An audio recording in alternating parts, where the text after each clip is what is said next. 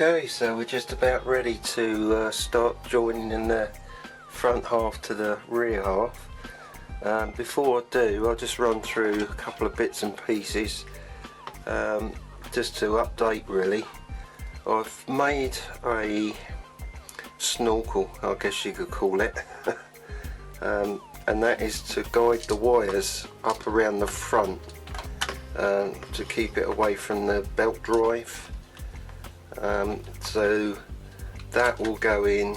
I have to feed the wiring up through the front, and then that will slot in that way round, slot in and pick up that hole on the side, and there's a good time to see the front profile. So this is where the two halves come together. So looking there is what's left of the original pivot hinge.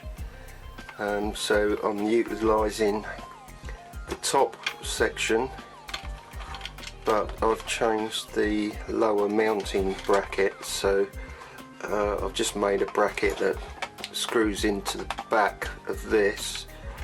You can't see it very well, but it goes up behind as a support. And this will be the lower mounting fixing point. So there's a threaded hole there, so that will screw through the bottom. So that profile matches the profile that's in there, and that will go, that slots in there, and a bolt top and bottom, and it's job done. So I've got the wiring clamped into position now. That's in his little holder, and there's a shot of it underneath. So basically the wires come in and then shoot up and re-emerge at the top of the chute, ready to go around and plug into the socket there. So it's easier to do it now, then I can concentrate on getting the two halves joined together. Okay, so let's screw those two together.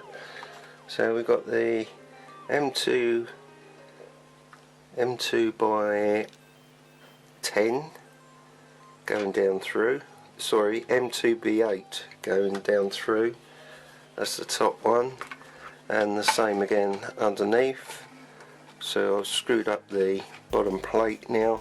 That's got this cable clamped. So there's 4 wires in there, and they're from memory 26 gauge. So there's 4 of those. The spring acts as like an anti-kink thing, so when it's turning, it just contains the wires in that axis. So it stops it collapsing or getting hanged up. So next job then will be to fit the steering head potentiometer. That will sit on there, and then mount the frame for the steering column. That will go on there, and I've got 2 screws in the top and 2 screws coming up from underneath. So I'll put that on next. So we've got the steering column bracket mounting plate fitted.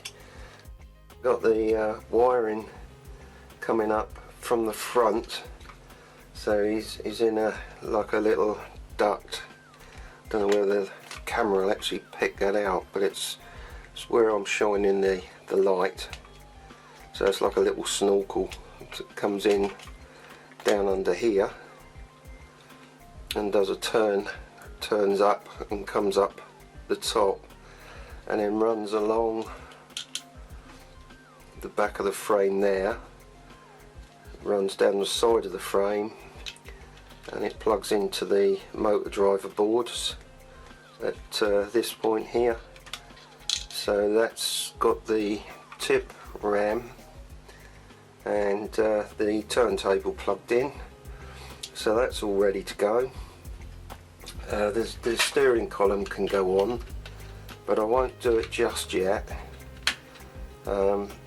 because the next move will be to set up the servo motor to be stationary in a straight ahead position, and tie it in with the radio as well, so the radio control will fine tune the angle so that when the stick's in the centre position it'll drive in a straight line.